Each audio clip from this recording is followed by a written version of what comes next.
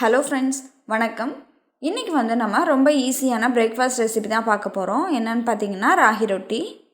இது பண்ணுறதுக்கு நான் 1 கப் அளவுக்கு ராகி மாவு எடுத்திருக்கேன். இதை நம்ம ஒரு பவுலில் போட்டுடலாம். அடுத்ததாக ஒரு பெரிய வெங்காயத்தை நல்லா பொடியாக நறுக்கி இது கூட சேர்த்துக்கோங்க.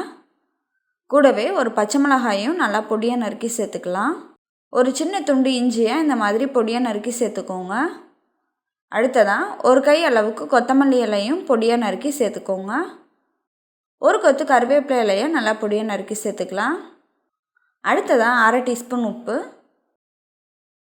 1/2 டீஸ்பூன் அளவுக்கு சீரகம், 1/4 டீஸ்பூன் பெருங்காயத்தூள், இது எல்லாத்தையும் சேர்த்து நல்லா மிக்ஸ் பண்ணிக்கலாம்.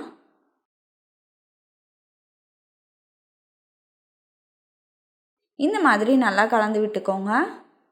இப்போது இதில் கொஞ்சம் கொஞ்சமாக தண்ணி சேர்த்து நம்ம நல்லா பிசைஞ்சிக்கலாம். மாவு இந்த அளவுக்கு ரெடி பண்ணி வச்சுக்கோங்க.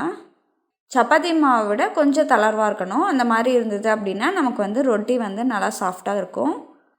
ரொம்ப கெட்டியாக பிசைஞ்சிட்டோம் அப்படின்னா நமக்கு இந்த ராகி ரொட்டி ஹார்டாக தான் இருக்கும். அதனால இந்த அளவுக்கு பிசைஞ்சிக்கோங்க. அடுத்ததாக ஒரு சின்ன வாழை இலையை இந்த மாதிரி கட் பண்ணி எடுத்துக்கோங்க. இதில் 2 சொட்டு எண்ணெயை ஊற்றி இந்த மாதிரி தடவி விடுங்க. நம்ம ரெடி பண்ணி வச்சுருந்த ராகி மாவுலேருந்து ஒரு உருண்டையை எடுத்து இந்த வாழை இலை மேலே வச்சுருங்க. இப்போது நம்ம கையை லைட்டாக தண்ணியில் நனைச்சிட்டு இந்த மாதிரி தட்டணும் அப்படின்னா நமக்கு ஈஸியாக தட்டுறதுக்கு வரும். இந்த மாதிரி தட்டி எடுத்துக்கோங்க. இதோட திக்னஸ் பார்த்திங்க அப்படின்னா ரொம்ப மொத்தமாகவும் இருக்கக்கூடாது, ரொம்ப மெலிசாக இருக்கவும் கூடாது. ரொம்ப மொத்தமாக இருந்துச்சு அப்படின்னா நமக்கு வேகிறதுக்கு ரொம்ப லேட் ஆகும். மீடியமான அளவுக்கு இந்த மாதிரி தட்டிக்கோங்க. இப்போது நம்ம ஸ்டவ் ஆன் பண்ணிவிட்டு தோசைக்கல்லை அது மேலே வச்சிடலாம். தோசைக்கல் நல்லா சூடான பிறகு நம்ம ரெடி பண்ணி வச்சுருக்க வாழை இலையை அது மேலே திருப்பி போட்டுட்டு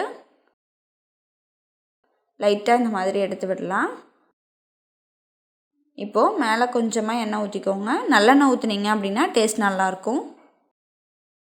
இதை ஒரு 2 நிமிஷம் நல்லா வெந்த பிறகு இன்னொரு சைடு திருப்பி போட்டுருங்க. லோ ஃப்ளேம்லேயே வச்சு வேக வச்சுக்கோங்க. இது வேகிறதுக்கு ஒரு 4லேருந்து 5 நிமிஷம் ஆகும். பொறுமையாக குக் பண்ணிக்கோங்க. இப்போ பாருங்கள், இது நல்லா வெந்துருச்சு. இதை எடுத்துடலாம். இதே மாதிரியே நம்ம இன்னொன்றையும் தட்டி போட்டுடலாம். 1 கப் மாவில் நமக்கு 4 ராகி ரொட்டி வரும்.